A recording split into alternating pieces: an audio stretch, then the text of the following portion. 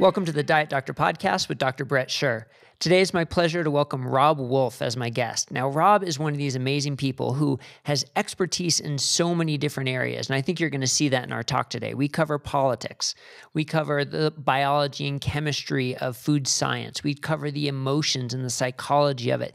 And of course, we cover sort of how to view these things from a different perspective, because one of Robb's messages that I think is so important is we shouldn't get bogged down all the times in the specifics, whether it's genetics or whether it's number of carbs or whether it's we're paleo or keto, but sort of view it from a health perspective and make it an individualized approach, specifically when it comes to metabolic health and carb flexibility.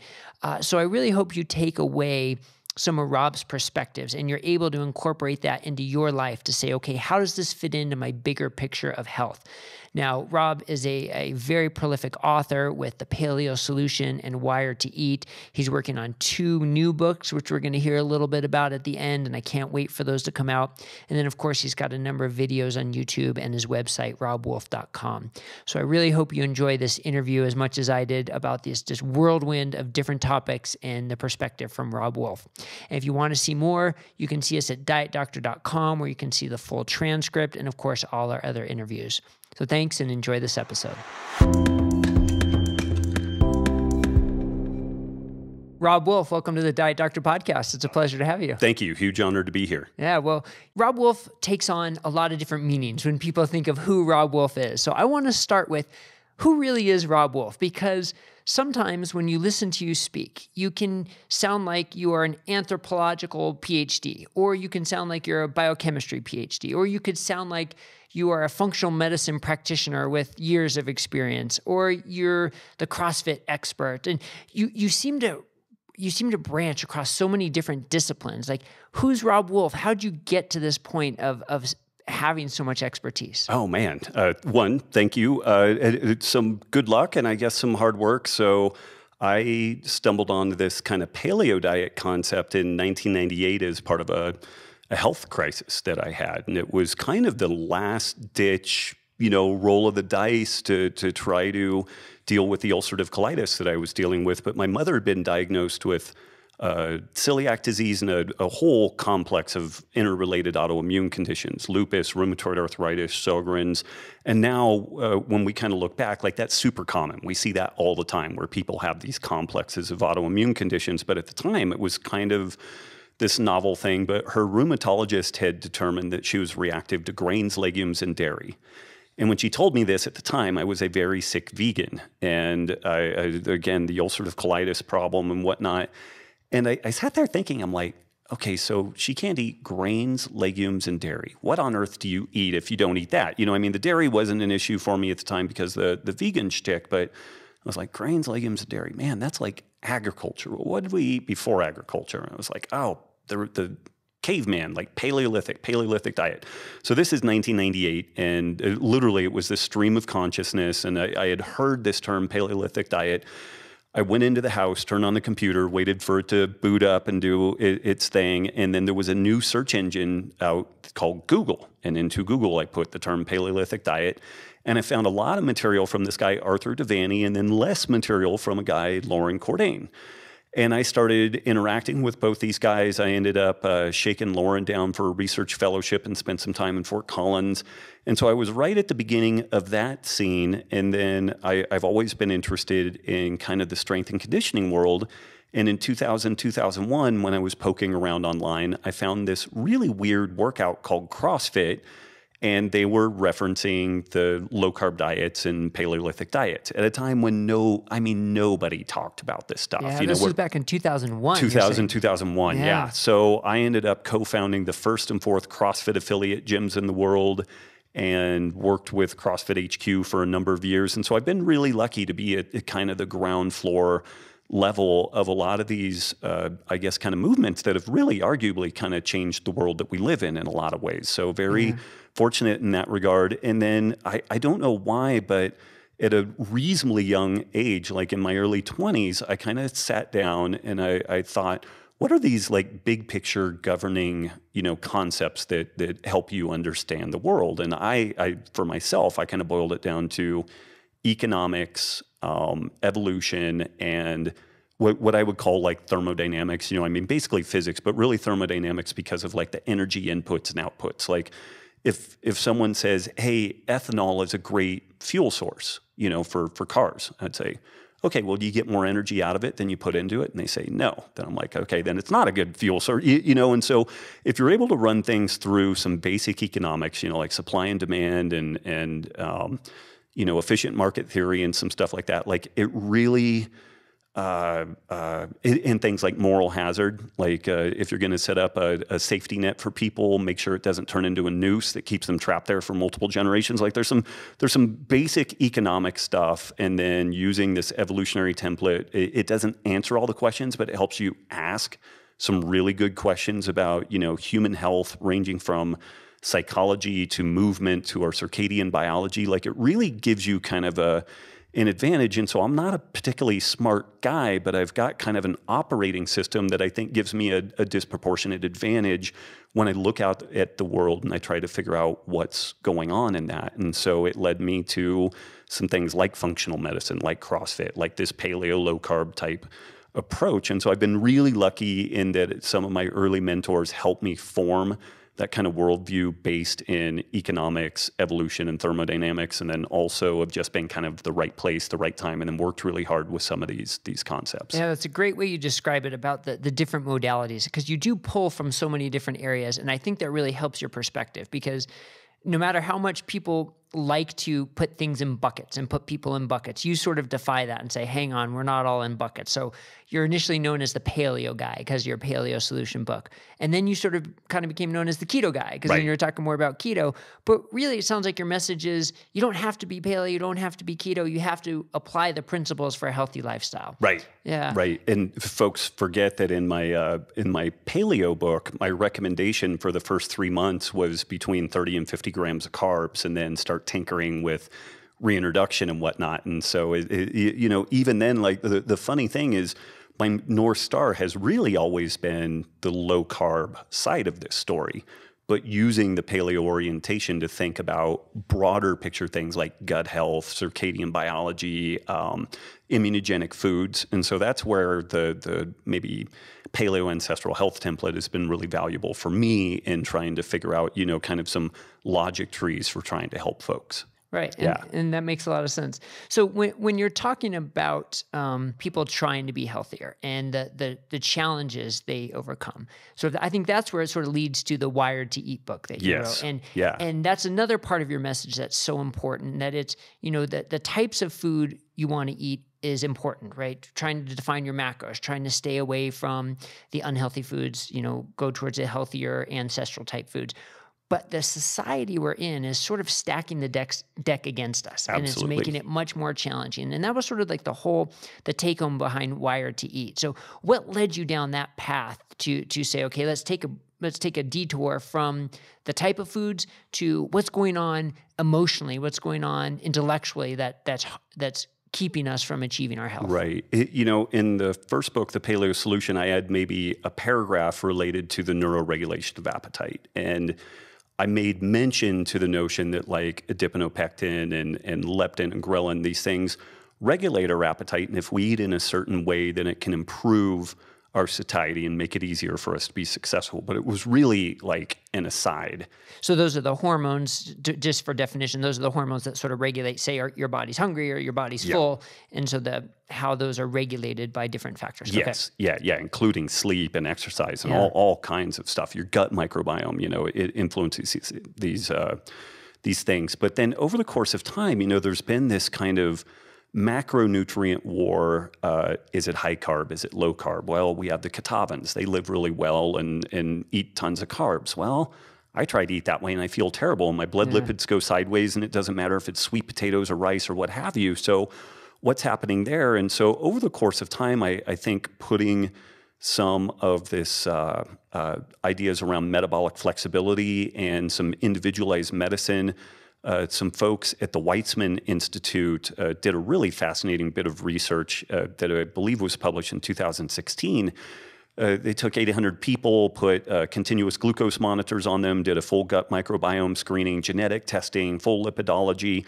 Then they started feeding these folks different meals. And what they found was there was massive difference from person to person, and even for a single individual. White rice might not be a big deal, but a banana would be. Yeah. And sometimes producing nearly diabetic blood sugar levels after a banana versus a cookie. So there was just this massive individual variation, both in the amounts and types of carbohydrate that people respond favorably to. And then again, using this kind of ancestral health template, whether non-Westernized cultures eat a lot of carbs or don't, the little bit of data that we have on them providing like oral glucose tolerance tests, they look amazing. And these people tend to be small, which would skew the oral glucose tolerance test unfavorably, for them, because there's just less volume to dilute the glucose in. But for these non-Westernized populations that have been tested, a high blood sugar number at hours 1 and 2 was 100, 105, whereas we're not really that concerned until we start getting north of like 160. Right. Shows how the society and the norm can change so much. Yes, Yeah. So what it kind of directed me to was a couple of different factors. It was one, almost nobody, even though you could maybe make an argument because of amylase gene frequency and all this different stuff, that maybe humans should be able to eat a significant amount of carbs. And maybe carbs played a pretty significant role in ancestral human living. But today, we just don't tolerate it that well, like in general. Some people do, but most people don't.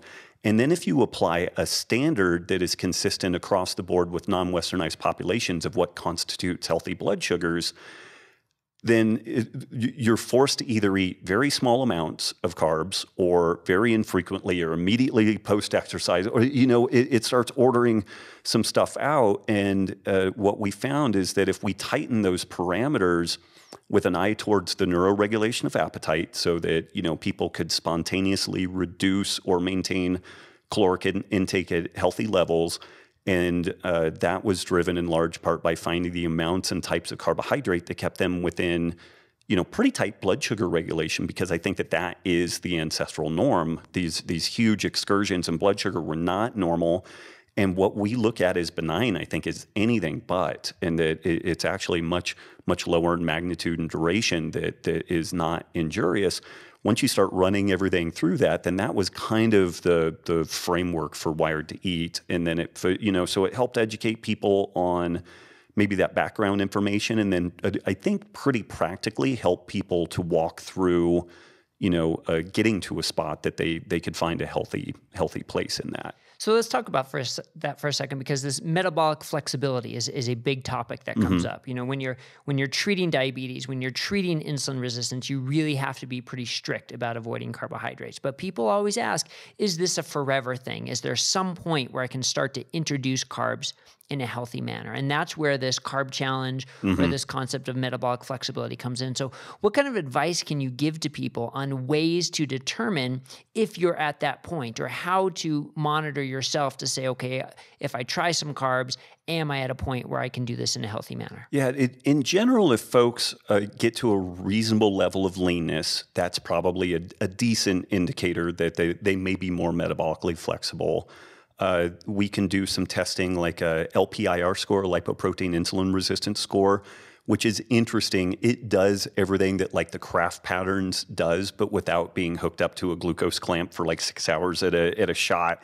And so if your LPIR score looks good, which for me would be like 40 or less, then we can get in and start kind of kicking the tires on how folks do with carbs, and usually start with about a 50-gram amount. If people have been eating historically pretty low carb, then I would recommend just kind of titrating some carbs in, so that if there's any physiological insulin resistance in the background that's been kind of sparing glucose for, must-have resources, then we can kind of shift things around. But we just kind of test things and see how folks look, feel, and perform, see how their blood glucose responds. And there's just kind of a reality that some people will regain significant headroom with regards to metabolic flexibility, and other people will not. I've been eating approximately ketogenic, peri-ketogenic for 20 years now, and I have tried everything under the sun, and it honestly, it's gotten better. And ironically, like I started using some low-dose loperamide, the anti-diarrheal drug, almost a year ago, and that actually, like, it fixed like maybe the remaining 5 or 10% of kind of my IBS stuff that I've had, and I can eat a little bit more carbs now. You know, it probably popped it up 10, 15 grams per meal, where my blood glucose looks good. And and I know it's crazy. Like, people are like, "Oh my God," you know, like hemolytic E. coli and all this stuff. So if I get food poisoning, I actually discontinue it then. Good. But I've done everything you can imagine. And like, if I do a really hard jujitsu session, if I lift weights pretty hard, if I do something like CrossFit, I can throw some carbs in the backside of that. It's unclear to what degree that really does anything favorable for me, because I actually like kind of fattier, more protein foods at this point anyway. So, Right. and there's like stevia sweetened sugar, sugar-free chocolate bars at this point. So I'm kind of like, hey, I just don't need that other stuff. But So what numbers do you shoot for? Because you mentioned the Katavans and the more ancestral type communities that their blood sugar is 100 even after they eat carbs. And in our society, we're talking about 140, 160. So what do you use as your guide, your benchmark? I think about 115. Like, you don't want to see an excursion above that at 1 hour, 2 hours, at 30 minutes. Like, we'd like to see the whole curve under that 115. Yeah, which is really low. Yeah. But interestingly, my wife, who is 40 pounds lighter than I am, she and I will eat the same amount of rice. Like, we did a lot of testing around this and posted on social media. We'll eat the same amount of rice, and she will top off at maybe 120. I mean, occasionally she'll pop up to 120. Mine will be 190, 195. And I have blurry vision. I feel horrible. My mouth is dry. She's like, no difference. And you know what's so interesting about that? She has no like keto flu. She doesn't hit a wall going low carb. She was a 17th place CrossFit Games competitor. What I've noticed is people that are legitimately what I think is metabolically flexible, there's no wall that they hit going into ketosis. Whereas folks like me that have had some kind of metabolic breakage at some point, if I get into a thing where I'm doing some experimenting and I'm a little more carb fueled and then I go back into a ketogenic state, it's kind of a brick wall. Like, I've got to be totally on point with my electrolytes. I've got a 30-day period where my VO2 max is down, like my work output is down. Whereas Nikki, she'll go in, out, doesn't matter. And she doesn't really notice a cognitive boost being in ketosis, whereas I really do. So I think historically, humans went in and out of ketosis all the time. And because they were metabolically flexible, it didn't really matter, because it wasn't like hitting a brick wall when they first did it. But I think when you have people that their metabolisms over their lifetime potentially has been habituated to just carbohydrate intake, it's a really gnarly transition. But sometimes it's the only therapeutic intervention we can do that gets blood sugars into reasonable levels, that drops like the total inflammasome load and makes things generally look much better, and the person feels better. You guys are like the perfect couple to highlight the difference, the individual It's really variation. cool. It really is cool. If we were both identical in that regard, like, it wouldn't really be that interesting of a story. Yeah, but it was a really compelling story. And even like some people like Joe Rogan, like, they were really following that and were really kind of jaw-dropped that there was that big of a difference between us. Yeah. So if people are interested, I recommend they go onto your YouTube page, because I know you chronicled it documented like all every that. single day of that 7-day challenge and more. So that was really interesting. So you've brought up exercise a few times. So I think that's an important concept too, about carb use before and after exercise. Because I remember you saying you've broken many a good man by trying to make him go low carb, or man and woman, I presume, with jujitsu training, and you work a lot with mixed martial artists. So you've broken many a person by having them go low carb. Tell us what you mean about that. So I think some of these highly glycolytic sports like CrossFit, boxing, jujitsu, don't really lend themselves well to a like purely ketogenic diet by people sticking in that like 30 to 50 grams a day level. But this also reflects kind of my Dunning-Kruger, my time done in Dunning-Kruger land, like Mount Stupid, where you think you've got it all figured out, and then you actually start learning how little you know. And what I've learned over time is someone who is fat adapted may eat 150, 200 grams of carbs a day, and they're still at a therapeutic ketogenic level, but they're also providing enough carbs. And this is a guess, so I'm really guessing here, because when we look at muscle biopsies of people that are keto adapted, the muscles replete glycogen pretty well, but the liver doesn't. Like that's kind of the reason why we end up in ketosis. And I suspect that there's a central governor element, a piece in our brain that senses our energy needs and energy availability. And what I've noticed is just adding 10, 20 grams of quick acting carbs, like doing the glucose tablets for diabetics. If I do that, if I have athletes do that immediately before a session, what's interesting is their total blood glucose spike from the session is lower.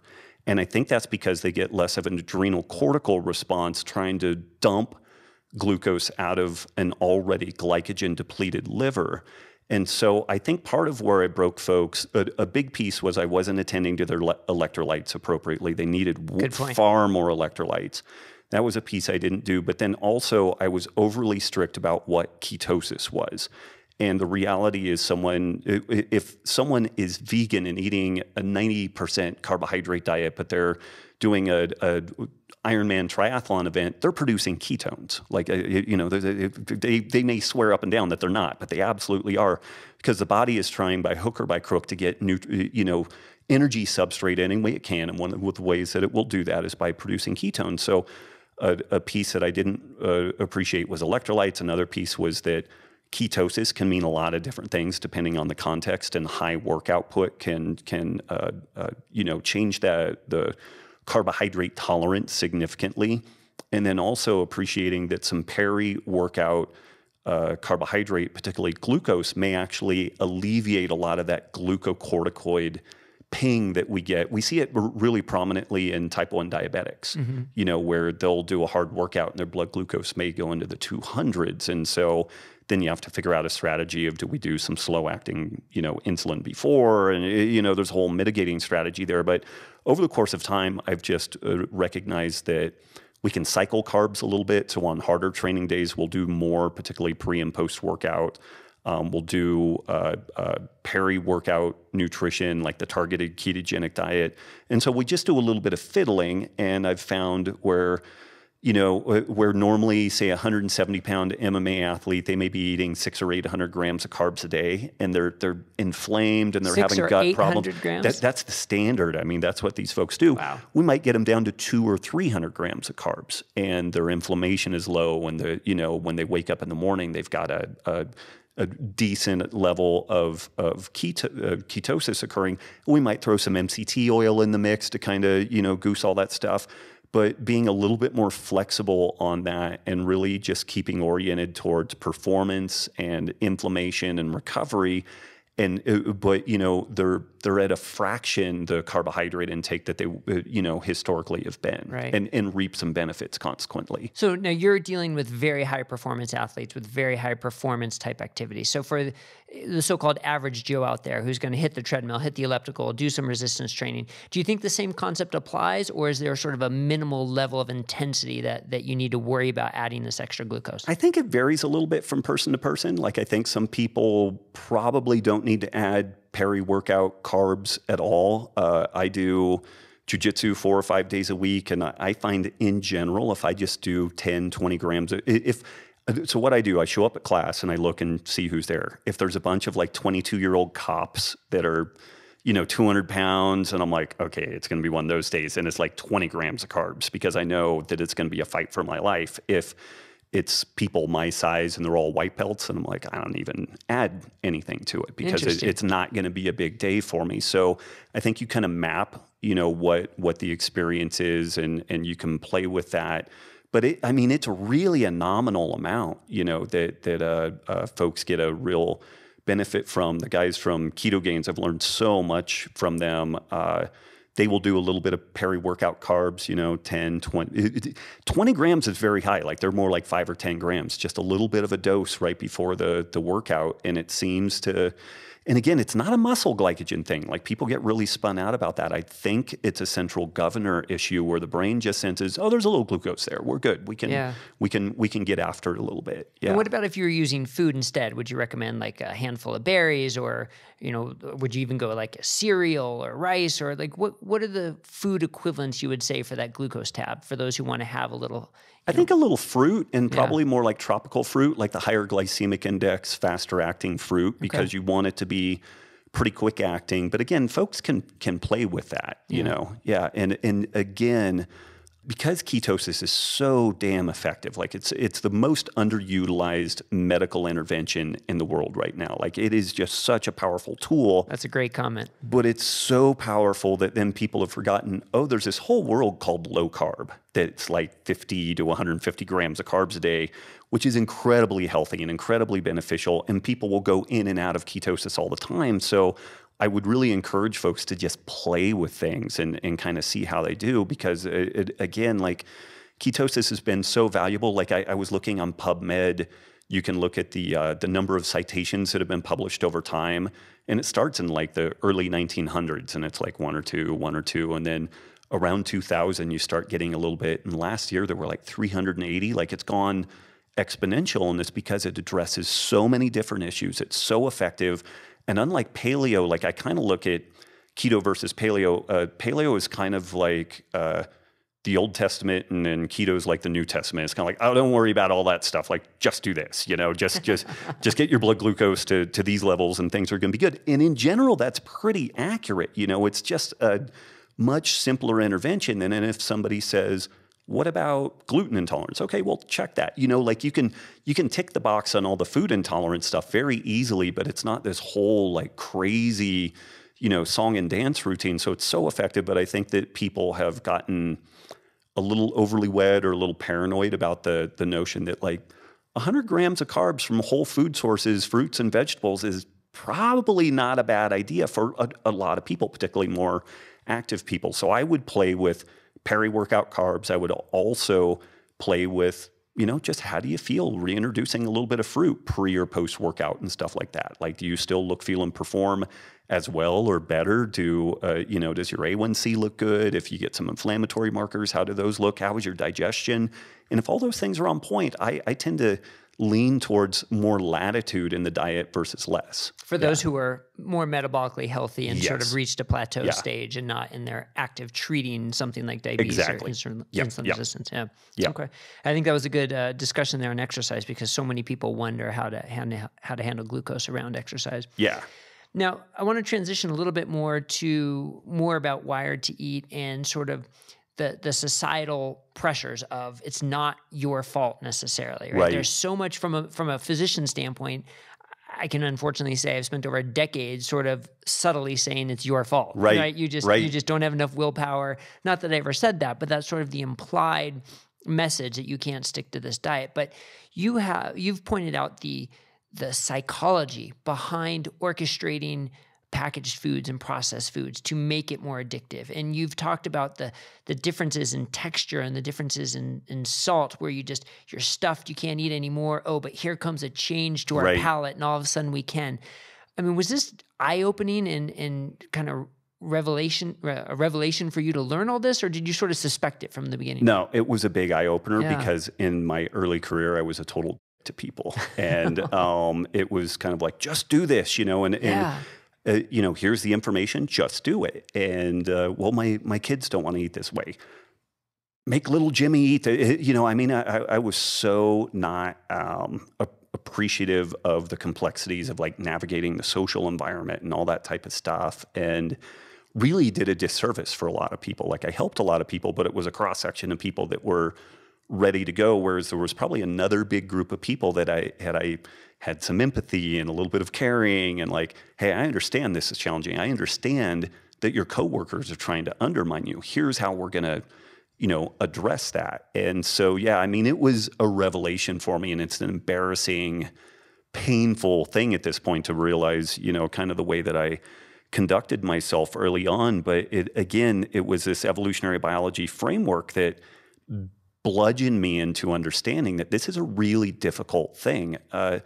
If you go into a 7-Eleven, you have more flavor and palate options available to you than any pharaoh of Egypt, czar of Russia. I mean, other than right up till maybe like the 1980s or something, like the world leaders, people who could have pressed buttons and annihilated life on Earth, you could walk out your door, go into a convenience store and have more amazing flavor options. And people will get kind of hoity-toity. They're like, oh, that's all junk. And it's like, give me a break. A Twinkie isn't amazing. A Slim Jim isn't awesome. Like corn nuts, like these are phenomenal, They hit all the dopamine receptors. They hit all the dopamine receptors. And it's like, well, I just had salty crunchy. Well, I'm going to have sweet and sour. And you can cycle through all that stuff. And so if you really appreciate a couple of things out of evolutionary biology, the optimum foraging strategy and palate fatigue. Optimum foraging strategy is this notion that you try to obtain as much nutrition as possible, doing as little as possible. And then the juxtaposition with that is palate fatigue. We get bored with any given food that we eat because we want to diversify nutrient intake, and also we want to decrease potential toxicant load. So even if you find a lot of a particular type of food, like blueberries or something, there are toxicants in that food. And so your body just says, hey, I'm done at some point. But if you can mix and match flavor and palate combinations, you can just almost infinitely keep eating. And there's a guy Andrew Zimmer, he did a show, Man versus Food. And it was ages ago I watched this show and it just stuck in my head. He did the kitchen sink ice cream sundae challenge, where they literally bring like an 8-pound ice cream sundae out in a kitchen sink, and he starts eating it, and he's motoring along, and he's got to get it eaten in some amount of time, and I don't know what the reward is. It's like diabetes of the year or something. Like I don't know what t-shirt, maybe. You got diabetes and a t-shirt. Good for you. But he gets maybe a third of the way through, and he starts bogging down. I mean, the guy turns visibly green, and you could see him almost retching as he tries to take another bite. It's awful. And then he turns to the gal that runs this shop, and he's like, "Hey, can I get some extra salty, extra crunchy French fries?" She's like, "Sure." So he takes a little break, the French fries come out, and he eats a French fry, and takes a bite of ice cream, and eats a French, and I mean, it was a massive pile of French fries. I sat there and I'm like, that's 2,000 calories of French fries. But the thing to take away, so in standard dietetics land, adding more food should have made it harder for him, and it didn't. It was the only way possible for him to finish that sundae was by eating more food. But you've got like this cold, sugary, sweet experience, which once his palate fatigue set in, like it would create a vomiting response. But the salty, crunchy, umami element of these French fries overrode that, and then he could just play them back and forth and back and forth, was able to finish the whole thing. And if you really can step back and look at that and understand that, then it's like, oh, this is why the hyperpalatable food environment is a bastard to deal with. And having an expectation that people have like a zillion different food options in their pantry, or they go to work or family functions or whatever, there are all these options, like that is a legitimately difficult scenario to deal with. But what I've found, the feedback that I've had, is that folks that have had eating disorders or challenges with weight for years, they had never heard it couched in those terms, that it's actually good engineering, good evolutionary biology to be this way until now. Right. And now it's a liability. And so some people have given me really pushback on the whole notion that it's not your fault. It's like, no, you need to take accountability. Once you are aware, then that's where the accountability comes in. And that's where you ask yourself, do I want to do what's necessary? Which means doing not your best, anything it takes to do it. If you're ready to do that, then let's jump in and do it. And if not, cool, no harm, no foul. Let's figure out other mitigating things. Can we improve your sleep? Can we get you exercising? Can we just maybe time-restricted feeding is a really interesting way. We're not going to limit the types, but by golly, you only eat between 9 and 4. That's it. So get after it. And like those strategies work. There are some other strategies out there. And then maybe we get the person a little bit healthier, and then they're like, I'm ready to do some food quality shifts, So where in the beginning I had a one tool and it was a blunt tool, and now I feel like I've got a little bit of a Swiss Army knife where we can, do some more stuff. But it's that offloading the emotional responsibility and baggage around our evolutionary heritage. Once you can get to there, then it's kind of like, okay, there's still hard work to be done. There's still challenging social and interactions and whatnot. But it's ultimately, it's like, okay, I'm not broken. I'm not weird. Everybody is like this. Yeah. That's such a great example. I mean, I love that ice cream and French fry example. It's I mean, so it powerful. shows how, people say we're not a bomb calorimeter. We're not a toaster. We are an emotional, living, breathing being. And you have to factor that into the equation. Otherwise, you're not going to get anywhere. Yeah. And these things didn't happen by chance. I mean, companies are doing this on purpose, right? Yeah, I mentioned that in my talk. There's a Doritos roulette product, and it says, caution, some chips are extremely hot. And what they've done is within one bag, if we were to graph this out, there are a very few extremely hot chips, some medium chips, and then some mild chips, and it's in a power law distribution. And so it's this kind of randomized distribution that maximizes addictiveness. And I actually wrote a letter to those folks like, hey, by chance, do the chips follow a power law distribution? And I got a response. The first response was, hey, by the way, the scientists in the food lab are huge fans of your work. That must have made you feel real good. It was a mixed bag because right? but the takeaway for folks to kind of understand is the processed food manufacturers are arguably more sophisticated in evolutionary biology, evolutionary psychology than we are. Scary. They get it. And it's not a controversial topic. And there's not pissing matches over, hey, is 50 grams versus 30 grams really a ketogenic diet, which is where our community just spins on that.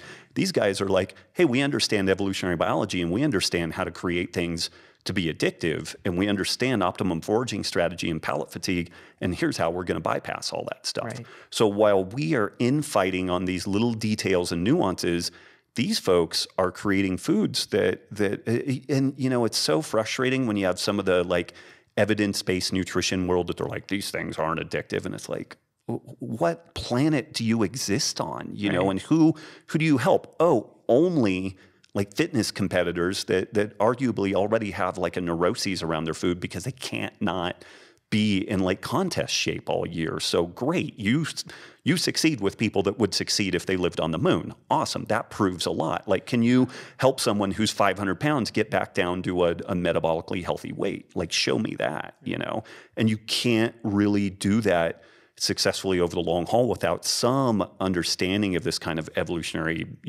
ancestral health orientation. Yeah, great perspective. And you brought up the issue of addictiveness. Can you prove it's really addictive? And Robert Lustig has done some great work about pointing out the addictiveness to food. But I always like to say, definition or not, just try and take that bag of Doritos or try and take that ice cream away from that 10-year-old and tell me if it's addictive or not. You're in for a fight. So, And while all that's going on, we're 15 years out from a bankrupted economy in the U.S. due to diabetes-related issues. Right. And that's just the diabetes side of this. Parkinson's and Alzheimer's, which are the next wave of metabolically driven issues, diabetes is set to bankrupt us. But you can arguably manage to some degree a diabetic with different medications and whatnot. We can kick the can down the road on that fire. Neurodegenerative diseases require 24/7 nursing care. If you want to see an absolute healthcare disaster, you just project 20, 25 years down the road when the neurodegenerative issues that will emerge due to these same metabolic underpinnings. And that's where these evidence-based nutrition people, I just want to throttle them because it's hey man, we need to get out in front of this because the big industries, the government, kind of collusion and all that, all of it is setting us up for a disaster. And we need a concerted front, whether you're high carb or low carb. I think we could agree that processed foods are really legitimately a challenge. And then from there, we can sort people. Okay, you're more carb sensitive, cool. Sweet potatoes and occasionally some junk food, but even the occasional junk food, we all probably know someone who's an alcoholic and they get to a spot where they're like, I can have a drink, but I have one. And then there are other people that they're like, I can't use herbal tinctures that have alcohol. It's got to be glycerin, and we need to respect that. There's just kind of a reality that, and unlike an alcoholic, someone who has food addiction, they still have to eat ultimately. So how do you navigate that thing? And man, the ways that family and coworkers and society will try to undermine you, there's active process trying to pull you back into disordered eating or unhealthy eating. Yeah, there's a great cartoon where there's like a CEO of a company or something saying, we're going to talk about health in the workplace and institute a wellness program. Oh, and by the way, there's cake in the break room to celebrate the birthdays this week. Right, It's like, wait a second. Yeah. Cognitive dissonance right there. Right. Yeah. And it's all around us. Now, I want to go back to something you mentioned. You talked about time-restricted eating. So if you can't make any, dramatic changes in what you eat, make changes in when you eat. Yet at the same time, I've heard you say some things against sort of intermittent fasting, that maybe that's not the right way to go. And I think it's important to sort of define the differences between time-restricted eating, intermittent fasting, and what you see as the good and the bad in each one, because it's a very popular topic. Yeah. It can help a lot of people, but when done correctly, and I think that's the key, we have to realize how this fits into a healthy lifestyle. So give us a couple minutes on that. Yeah. So I wrote my first article on intermittent fasting in 2005. It went in a kind of a sister publication to the CrossFit journal called The Performance Menu. And it was looking at some studies in mice where the mice ate one day, didn't eat one day. And it looked like this beautiful middle ground of being both kind of anabolic and healthy, but also they got the same longevity expansion and health expansion that CRAN, caloric restriction, adequate nutrition, did.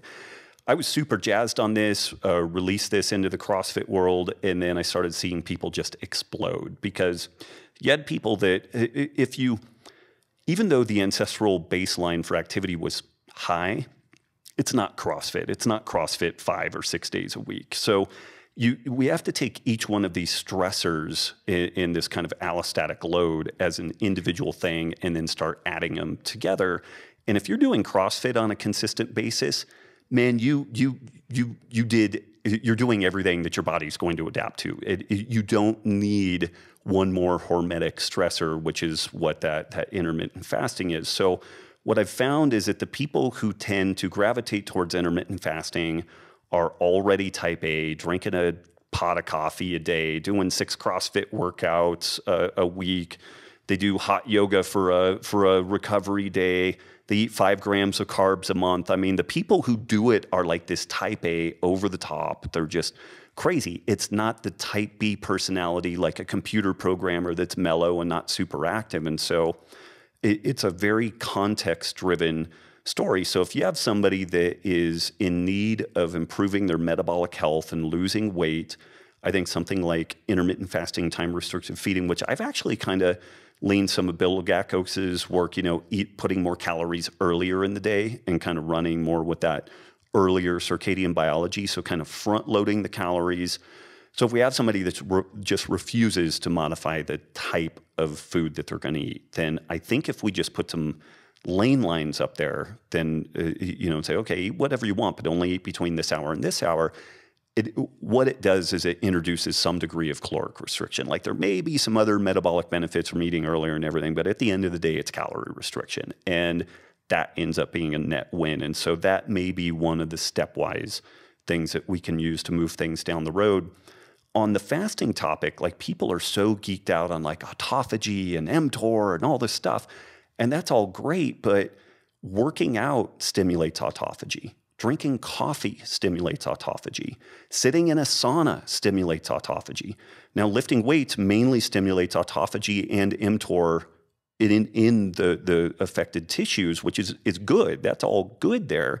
But if we just want global autophagy stimulated, like in the brain, we can do sauna and we can drink coffee. It could even be decaf coffee, And so for like an aging population, and aging is kind of anything above 30, where we have a tendency to start losing lean muscle mass, unless if we're triaging the person, if the priority is get them to lose as much weight as possible and improve insulin sensitivity and all that, then we might lean a little heavier on intermittent fasting, time-restricted feeding. But once somebody gets reasonably healthy, and this is a personal bias, but I would lean more towards 2 or 3 meals a day, lift weights more days than not, and rely on autophagy to come about from our exercise, drinking some coffee, doing some sauna. And then by all means, maybe once a month, once every 2 months, do a workout and then fast for 3-4 days. Each day, do a full body light strength training session, because that blunts almost all of the lean muscle mass loss. But as you get older, losing 2-5 pounds of muscle is a really hard proposition to get it back. And so I see people doing things out of fear of mTOR and cancer and trying to goose autophagy that is almost guaranteeing sarcopenia. And dying due to hip fracture and fall and frailty isn't fun, and cancer isn't fun. But I think if we're not overeating and we're sleeping well and we're drinking some coffee and we're generally living well, it's not a guarantee you don't get cancer. But it's not a guarantee you don't get cancer doing the fasting either. It's a guess. Yeah. But I see a potential danger there on like the sarcopenia and muscle wasting. And those things, again, can be mitigated with strength training and, refeed cycles. Like Walter Longo has talked about that the refeed is as important as the fasting piece. But from my perspective, I've seen people go a little bit crazy on this and an over-reliance on fasting as part of the weight loss strategy. In my opinion, it's challenging because people don't learn good eating habits. Like, okay, so you went from 500 to 200, great. You didn't eat anything during that time. What are you going to do now? And what habits did you create during that process? Or are we just going to get into a system whereby you gain 50 pounds and then you fast it off and then you gain 25 and fast that off? We also know that that's not particularly healthy because each one of these big deltas in body weight, it gets progressively more difficult to lose the weight. And so we're causing some metabolic damage in that process. So when we make a recommendation, I think there does need to be an eye towards like, okay, what could be sustainable out of this? And let's look at some, secondary and tertiary things that we get out of this, like muscle mass, like athleticism, like community, because we found a sport or an activity that we enjoy.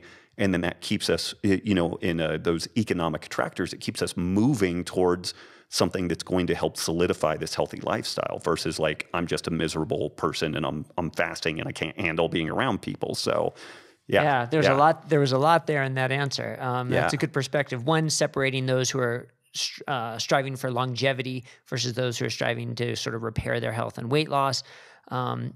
The issue of community is interesting because now there are fasting communities popping up as well, which is very interesting. But also the issue of what lessons did you learn and making sure that if you're fasting, it's already part of a healthy nutrition program, basically, right? And that you're not trying to do that to make up for otherwise unhealthy eating. Right. And you brought up the terms of autophagy and mTOR. So autophagy is sort of the body's cellular recycling system, cleaning up the damaged cells, preferentially producing the healthy cells, stimulated by exercise and by coffee. And I think that's interesting because that's something that's not talked about a lot because it's really talked about from a fasting perspective to decrease the nutrient sensors.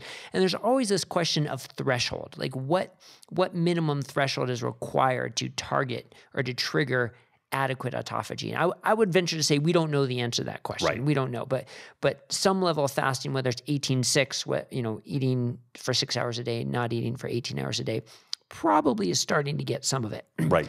Resistance training, so not necessarily endurance or cardio training, but resistance training with weights is starting to get some of the autophagy. And I think that's going to be a fascinating field of research, knowing where you get the biggest bang for your buck and how much do you need to do down the road. And I may modify my position in the next 5 years and be much more bullish on the fasting. But right now, I just thinking about looking at folks that do age well, they lift some weights. They don't overeat, but like this kind of yoga fasting community that I've seen, just kind of looking at that, I'm like, I don't really like that vector a whole lot. Like and so all of that stuff that I threw out there, I try to inform it as well as I can with the research, but there's a huge amount of speculation and opinion and personal bias. Like these are the things I like. I like coffee. I like lifting weights. I like jujitsu. So there's a huge personal bias piece that comes in with that. But I do think that, again, this is where a little bit of an economics perspective comes in. Anything that we do has a risk-reward trade-off scenario to it. So when we're like, autophagy, okay, great, but why and under what circumstances and what are we potentially giving up on the other side, just as a little bit of balancing all that stuff. And then that can help orient our goals. Right. Yeah. Yeah. Once again, a great perspective on how to see things and how it fits into a healthy lifestyle. Rather, it's a tool for a healthy lifestyle, not an end in itself. Right. And speaking of that, speaking of the perspective of a tool, I wanted to talk briefly about genetics and genetic testing, because that's another thing that's come up quite a bit recently, and people reacting to their genes, specifically in the low carb community, reacting to their genes that say how their body processes saturated fats, whether it's the FTO gene or the PPAR alpha or the PPAR gamma or your ApoE. These are all genes that are in some way linked to how your body reacts to saturated fats. And people can say, I've got this mutation, therefore I should not go low carb, high fat because this mutation says I won't react well.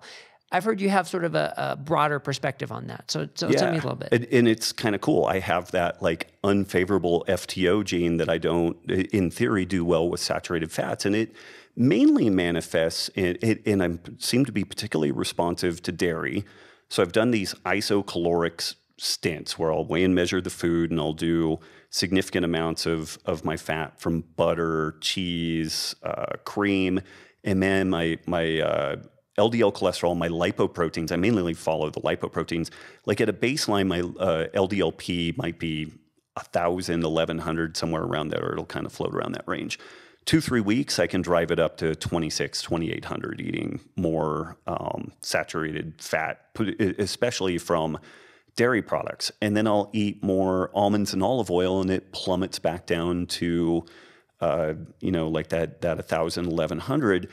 What's perplexing for me, and I think it's a completely reasonable statement, that an individual that has an LDL particle count of 2,600 who's in ketosis, so super modulated inflammasome, like all the inflammatory markers are just knocked way down, that is a completely different person than a type 2 diabetic with a 2,600. I have no qualms about that. And it's possible, like Peter Attia has made the point that LDL particles and LDL cholesterol are necessary but not sufficient for the atherogenic process.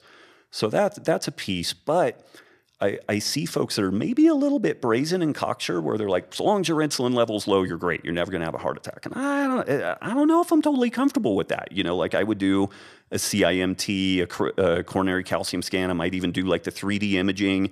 And then if we come out the backside of that, like there are people that just see super high lipoprotein counts from any flavor of a ketogenic diet, even more of a monounsaturated iteration. And there's a great paper that I just read on the biochemistry of the ketosis, and ketone bodies can feed back through HMG-CoA and be a substrate for both lipoproteins and cholesterol. And in some people, they get that feedback loop, and it likely drives up cholesterol and lipoproteins. This may be why some people who are anorexic, we see exceptionally high lipoproteins and cholesterol in these people, even though they're starving to death. Like, it doesn't happen to everybody, but this was one of these outliers. And so there's this genotype that elevated ketone levels absolutely drive up lipoproteins. It's still a question as to, okay, given that everything else is good, inflammation is good, insulin is good, there's also some papers that suggest that the main driver of coronary events, of strokes, is actually blood glucose deltas. Like your blood glucose goes high and then drops, and that inflammatory cascade that occurs is the precipitating agent. So if that's the case, and we're not undergoing these atherogenic processes because of blood glucose deltas, is that still dangerous? So the genetic testing is cool, but it's like each layer of the onion we peel, I feel like it just makes it that much more complex and that many more, kind of toggles that we're trying to vary versus kind of just looking at the clinical outcomes. Like, do you look, feel, and perform better? Do markers of disease and health look generally favorable? There are a cross-section of people that they just feel great under ketosis, but have what, in that lipoprotein-specific realm, it looks concerning. Like maybe their triglycerides are good and some different things are good, blood glucose is good. So that's kind of the main one that I've looked at that is certain FTO polymorphisms. Maybe you would do better doing more monounsaturated fats and, nuts and stuff like that, but we don't really know. Right. Now you're speaking my language about the evaluation of lipids and cholesterol and cardiovascular health. And I think it's true. The question is unanswered. So it doesn't mean close your eyes and forget about it. But there's enough of a question to say you don't have to necessarily react and change your life either. We have to find out what's right for you and monitor you and follow your other parameters. Like you mentioned, the carotid intima media thickness test, the calcium score, all your other laboratory markers to make sure you're progressing. The other interesting thing about genetics, though, that I've heard you talk about is why did these mutations survive? Right? These mutations have some survival benefit, or at least did in the past, and there's a reason for them. And it could be immune modulation. It could be the way they affect lipopolysaccharides, some of the sort of toxins that come into our body. And if you think about it from that perspective, then all of a sudden maybe you don't have to react so aggressively about trying to work around these mutations, but rather figure out how they work for you. And I thought that was an interesting perspective you had. Yeah, so not all of the conditions that some of them are legitimately like point deletion, like, random event. But so like celiac disease, when you look at the folks that are prone to celiac disease, they are less likely to have septic events. They are more likely to fight off a whole host of gut pathogens because they've got a comparatively elevated kind of gut immune response, particularly in eosinophils, which are usually associated with a kind of parasitic infections. But the trade-off is that if gluten gets in and disrupts the zonulin signaling in the gut, then that hyperactive gut environment is primed for an autoimmune condition. Right. So it looks like celiac probably developed as we made the transition from hunter-gatherer and just living in small town groups and living in proximity to animals, where you get like porcine to human, duck to human, like these cross, reactivity with different pathogens. And this was an attempt at, but it was an adaptation that for the people with that condition, it improved their survival rates. And it's interesting, there is a variety of celiac that developed in the Americas that it was basically unknown, but it was an adaptation that improves gut immune response.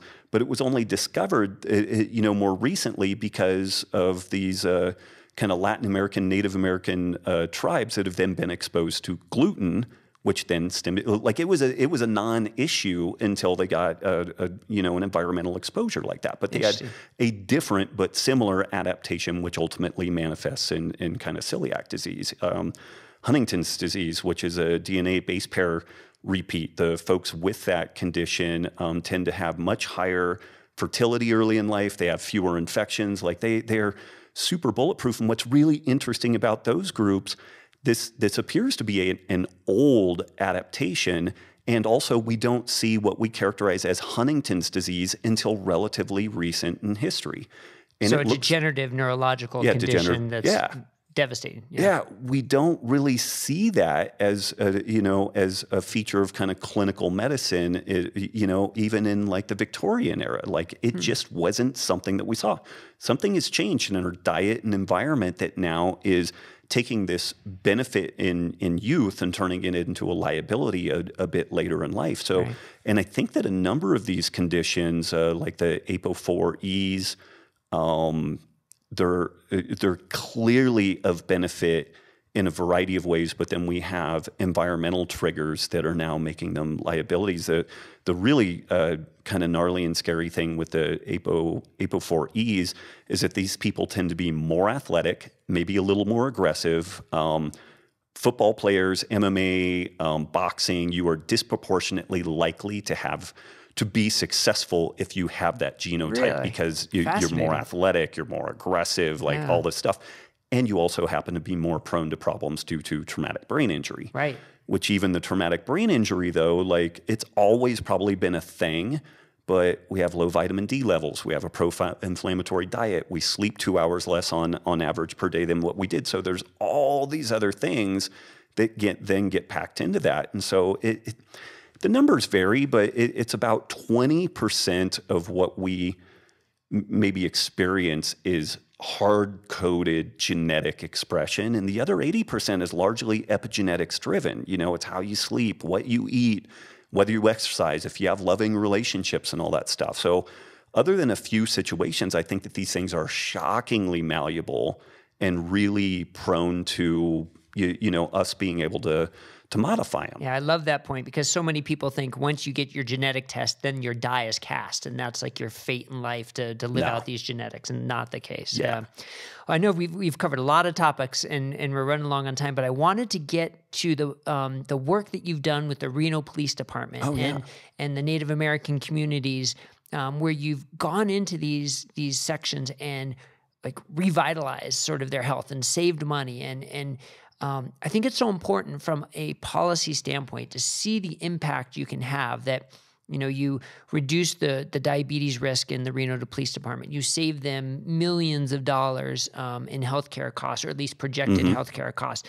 And I'm curious, one, a little recap of the success you had, but two, sort of the challenges you've had and how this can apply to, the population in general of making these types of interventions to save the government money, save healthcare money, and what it means for insurance companies and how we can sort of propagate this further so it's not just small subsets of populations. Sure, yeah. So, gosh, when I first moved to Reno almost 9 years ago, I was introduced to some folks that were super interested in Gary Taub's work. They had his book and my book in their clinic, which at that point in time, if you went into a medical clinic and they had any type of like paleo, low carb, it didn't happen. Like they burned these types of books, but they told me that they had just wrapped up a 2-year pilot study with the Reno Police and Reno Fire Department.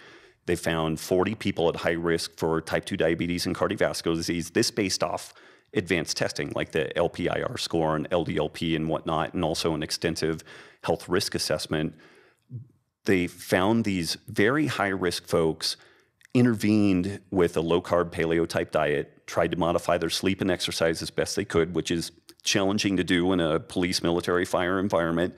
But they had great success. And based off the changes in the blood work and the health risk assessment numbers, it's estimated the city of Reno saved $22 million with a 33-to-1 return on investment prorated over a 10-year period, which we're coming up on the end of that, and it actually appears to be better than what the initial projection was. And so this was just a pilot study, and then the city of Reno kind of at large applied this program to their police and fire. And when I came on the scene, I thought, oh man, 33-to-1 return on investment. Like I had been making this case for why don't we see Moore's Law in medicine? So like these electronic gizmos that we're using, they get cheaper and better every single year. Your smartphone gets cheaper and better every single year. Everywhere that you will allow markets to innovate, stuff tends to get cheaper and better. It becomes effectively a commodity. Like there's a tendency, in theory, your iPhone should be effectively free at some point, because of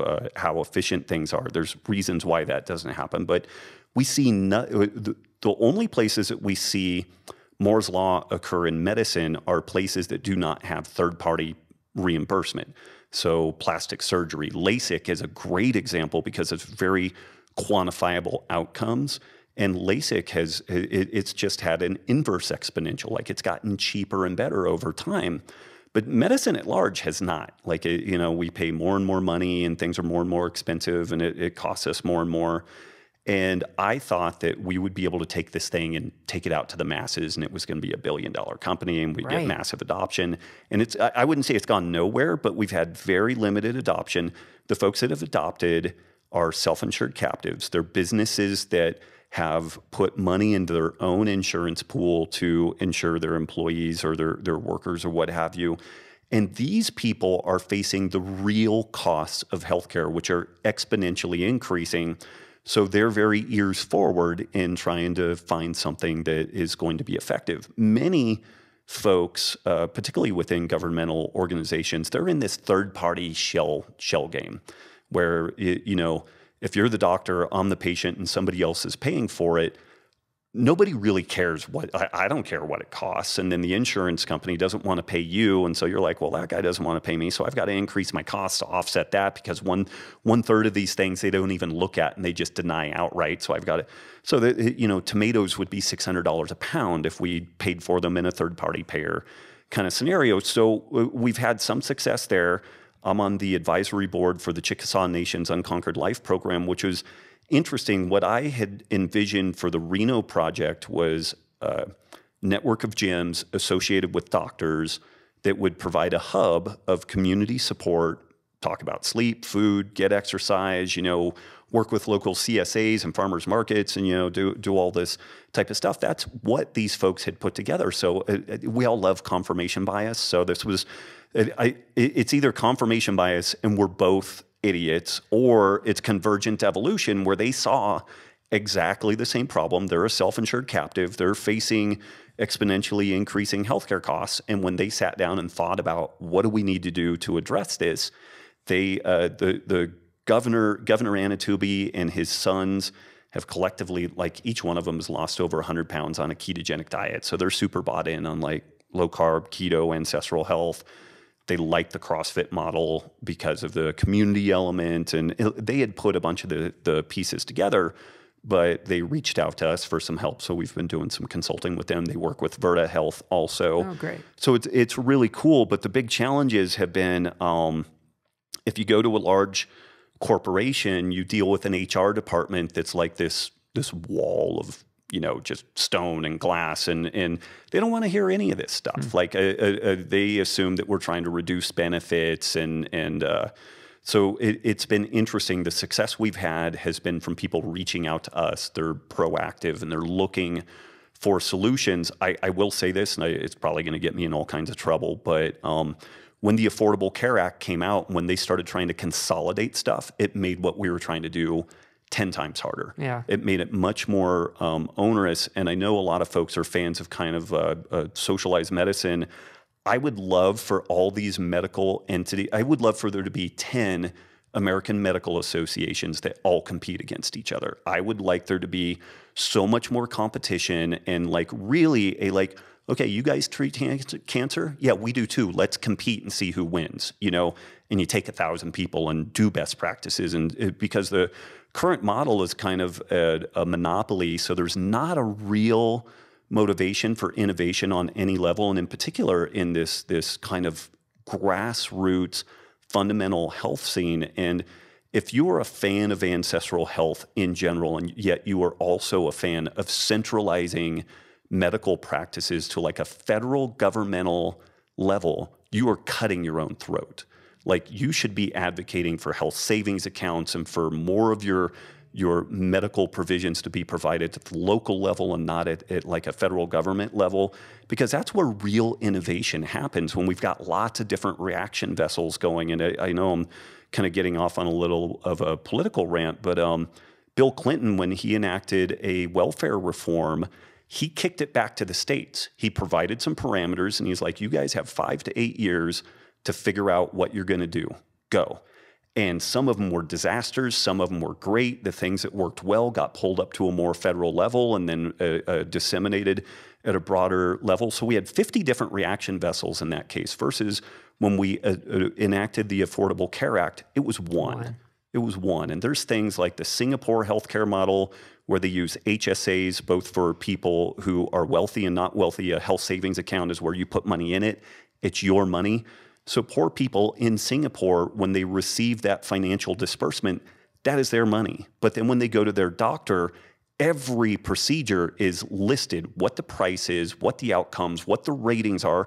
So then they can price shop. And if that person gets a better job, that HSA goes with them. So they're not creating a scenario where they're disincentivized from improving their personal financial scenario. If you die, that HSA is inheritable to your family.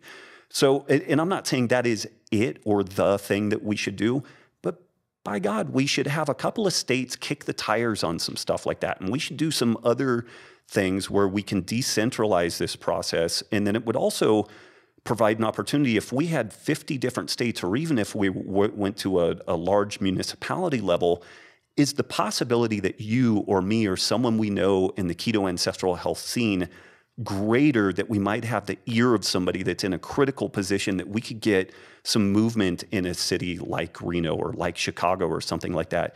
And these effects are so powerful and so economically impactful. If we get 1 or 2 wins, then it's going to really shift the tide, and we're going to start seeing some stuff change. So again, I know it's like super controversial. These are things that people get in fist fights over, but when people are thinking about like medicine and healthcare, like just again, give a little bit of a thought. Do we want it bigger?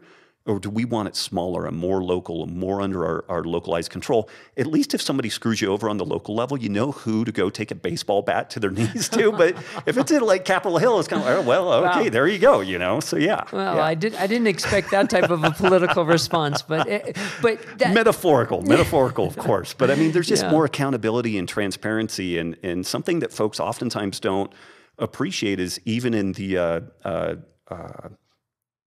places like Sweden and Denmark, Switzerland, more of the governance happens on the municipal level than at like the centralized level. So like we've got it all backwards in that regard. Well, the past 5 minutes of that answer just shows your breadth of knowledge and expertise that you can pull in to give a different perspective for people to see things. So we talked about the science, we talked about the psychological and emotional side of it, and we talked about the politics of it and the implementation of it. So to sort of round out the fact of how balanced you are, you have your 2 books, the Paleo Solution and the Wired to Eat, and now it sounds like you've got 2 more in the works. Yeah. So bring us home here. Give us a little foreshadowing of the books to come and how people can learn more about you and hear more about what you have to say. Sure, yeah. So I'm working on a keto-related book. We launched the Keto Masterclass a little over a year ago, and it's gone great. Like we've had tens of thousands of people go through the program. It's a very curated process that it isn't a one-size-fits-all approach. It's actually a lot of kind of logic trees and triage. Who are you? What are your goals? What do you want to do? Okay, based off that, here's where we go. If you run aground, here are the questions to ask to figure out how to go forward. And so it's been really successful. And so we're taking what we've learned from the masterclass and putting it into a book. And then I'm working on a sustainability book with Diana Rogers. The sustainability topic is a big deal because I think we're in a scenario where we're kind of fighting an asymmetric warfare scene, but we're on the losing side. So kind of the vegan, I'll call it the vegans, they'll just say meat causes cancer, meat causes heart disease, meat destroys the environment. It's super compelling. And it's an elevator pitch, and it sounds compelling, and it's part of an epistemology that is better thought out than most religions. Like it's just super contiguous and meme-worthy and sticky. And for you to sit down and unpack meat causes heart disease, it's a PhD dissertation. Like it's such an asymmetric warfare. They throw that out there. It's scary. It's confusing. And then it gets the headlines. And it gets the headlines. And then for you to unpack that, it weeks out of your life. You got to write. You have to make slides. So we're trying to put together this book where we look at the health, the environmental, and the ethical considerations of meat. And it's not just a low-carb book, but it's making the case that meat and animal products are an indispensable feature of our food system.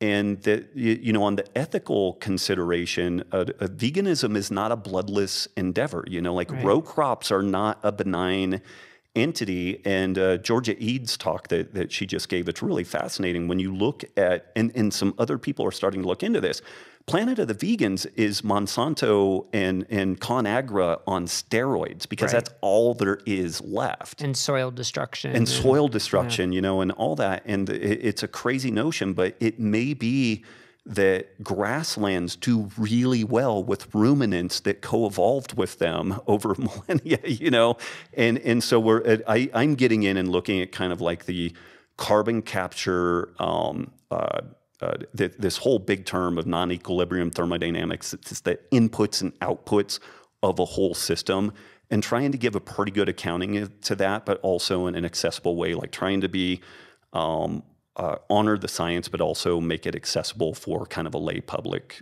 consumption. You and Diana are a dream team to work on that book, and all I can say is do it well and hurry up, because we need it. We need it. I'm going to be intoxicated for probably a month after I get that book done. So I can't wait to get it wrapped up too. Yeah. All right. Well, Robb Wolf, thank you so much for joining me. This has been an absolute pleasure. Huge honor. Thanks.